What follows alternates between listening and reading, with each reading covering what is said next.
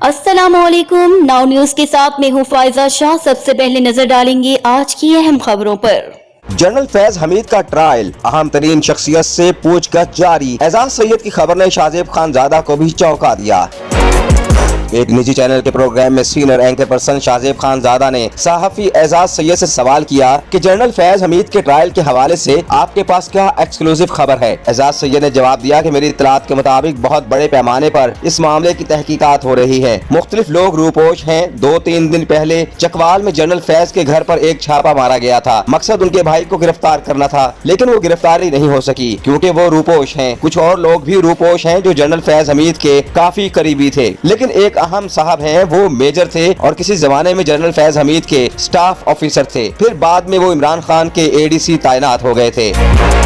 एजाज सैयद ने कहा कि इमरान खान को जब तहरीक अदम एतमाद के जरिए इक़्तिदार से हटाया गया तो वो शहबाज शरीफ के साथ बतौर एडीसी काम करते रहे और इन दिनों शहबाज शरीफ और मरियम नवाज की एक ऑडियो लीक हुई थी। ये उन दिनों की बात है जब नए आर्मी चीफ की तैनाती का मामला अपने अरूज पर था। तो ऑडियो लीक होने पर शहबाज शरीफ ने एहतजाज किया था, जिस पर इदारों ने नोटिस लिया और वजीर आजम के एडीसी जो इमरान खान के भी एडीसी थे और जनरल फैज के स्टाफ ऑफिसर थे, वो इस मामले में मुलव्विस निकले और फिर DGISI अपनी गाड़ी पर आए और इन मेजर साहब को लेकर चले गए। बाद में उनके खिलाफ कार्रवाई की गई और अहम बात यह है कि उनके पास से एक मोबाइल फोन मिला था जो सिर्फ वजीर आजम की रिकॉर्डिंग्स के लिए इस्तेमाल होता था और वो रिकॉर्डिंग जनरल फैज हमीद के पास जाती थी। एजाज सैयद ने मजीद कहा कि ये मेजर साहब का मैं जिक्र कर रहा हूँ। इन मेजर साहब से मेरी इत्तला के मुताबिक अभी पूछताछ की जा रही है। जनरल फैज के जिन करीबी लोगों से पूछताछ हो रही है, ये मेजर साहब भी उनमें शामिल हैं। ये मेजर साहब जनरल फैज और इमरान खान की सारी एक्टिविटीज जानते थे। उनके साथ कुछ और लोग भी हैं जिनसे पूछताछ भी जारी है और कुछ की तलाश भी जारी है।